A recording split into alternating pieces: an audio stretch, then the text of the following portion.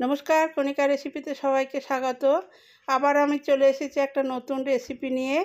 আজকের আমি সিমাই দিয়ে একটা দারুণ লোভনীয় স্বাদের মিষ্টি রেসিপি আপনাদের সঙ্গে শেয়ার করব। আমার এই ভিডিওটা প্রথম থেকে শেষ পর্যন্ত দেখার অনুরোধ রইল। তাহলে চলুন দেখে নেওয়া যাক আজকের রেসিপি। এখানে আমি একটা কড়া বসিয়ে দিয়েছি। কড়ার মধ্যে দিয়ে দিলাম 2 টেবিল স্পুন ঘি। ঘিটা আমার গরম হয়ে গেছে। এখানে আমি 1 কাপ সিমাই নিয়ে নিয়েছি। সিমাইটা আমি লো ফ্লেমে 2 মিনিট ভেজে নেব।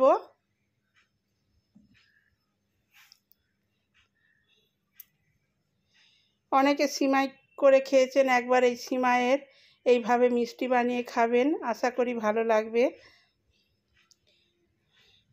এটাকে আমি 2 মিনিট লো ফ্লেমে ভেজে নেব।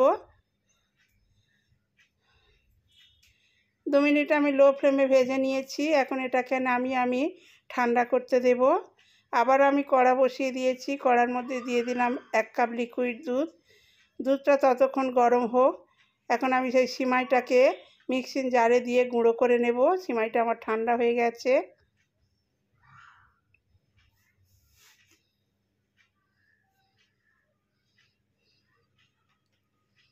এটাকে আমি গুঁড়ো করে নিয়েছি, দেখুন এই রকম হবে। দুধটা আমার গরম হয়ে গেছে। দুধের মধ্যে দিয়ে দিচ্ছি 3 টেবিল স্পুন গুঁড়ো দুধ। গুঁড়ো দুধটাকে ভালো করে মিশিয়ে নেব।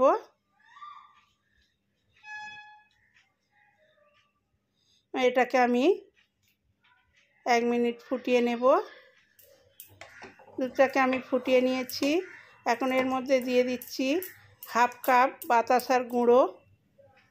এখানে আমি চিনি ব্যবহার করছি না, বাতাসার গুঁড়ো দিয়ে দিলাম। এবার এটাকে ভালো করে দুধের সাথে মিশিয়ে নিতে হবে। নিয়ে আরও 1 মিনিট আমি ফুটিয়ে নেব।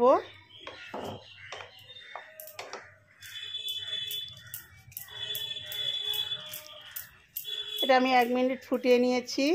এখন সেই সিমাইয়ের গুঁড়োটা আমি ওর মধ্যে দিয়ে দেব। সিমাইয়ের গুঁড়োটা দুধের সাথে ভালো করে মিশিয়ে নিতে হবে।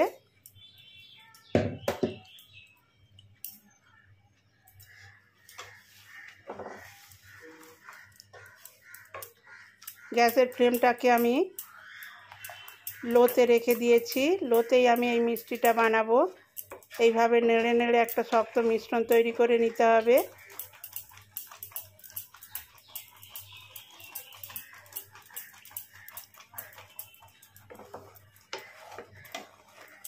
এর মধ্যে আমি দিয়ে দেব 1 চুটকি লবণ।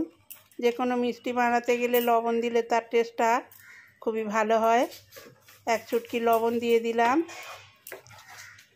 এটাকে সব সময় এইভাবে নাড়তে হবে, তা নাহলে তলায় লেগে যেতে পারে। আশা করি আমার এই রেসিপিটি আপনাদের ভালো লাগবে।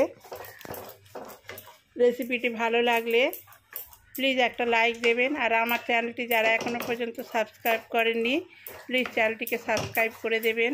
পাশে থাকা বেল আইকনটি প্রেস করে দেবেন।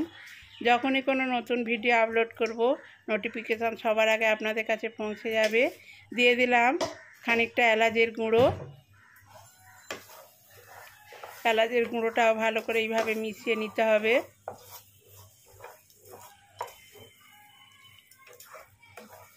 দেখুন কতটা শক্ত হয়ে গেছে।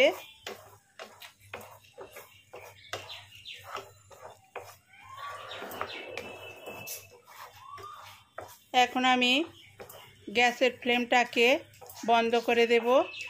বন্ধ করে নিচে নামিয়ে আমি কিছুক্ষণ নাড়তে থাকব।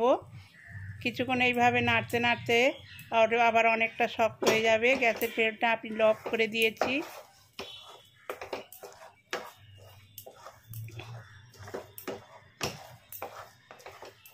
দেখুন কতটা শক্ত হয়ে গেছে, প্যান থেকে উঠে আসছে। এটা আমার হয়ে গেছে। এখানে আমি একটা ট্রের মধ্যে ঘি মাখিয়ে আগে থেকে রেখে দিয়েছিলাম। মিশ্রণটা আমি ওই ট্রের মধ্যে তুলে নিচ্ছি।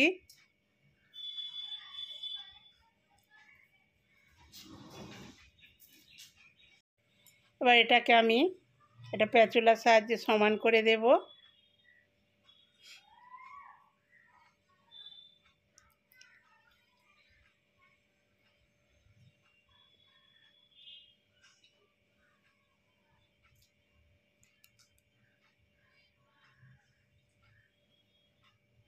এটাকে আমি সমান করে দিয়েছি। আপনারা চাইলে এর উপরে ড্রাই ফ্রুটস কুচোনো ছড়িয়ে দিতে পারেন, আমি দিলাম না। এখন এটাকে আমি আধ ঘন্টা রেখে দেব। আধ ঘন্টা পরে আমি ফিরে এসেছি।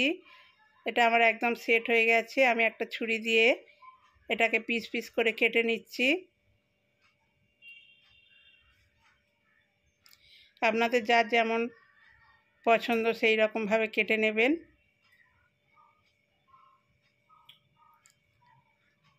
সমস্তগুলো আমি একটা প্লেটের মধ্যে সাজিয়ে নিয়েছি। ওপরে একটু কাজু গার্নিশ করে দিয়েছি। আশা করি আমার এই রেসিপিটা আপনাদের ভালো লাগবে। এখন দেখাবো বরফিগুলো কেমন হয়েছে। দেখুন, এটা ভেঙে দেখাচ্ছি। আমি আমার ভিডিওটা শেষ করছি আজকের মতো। আগামী পর্বে আবার নতুন ভিডিও নিয়ে চলে আসবো।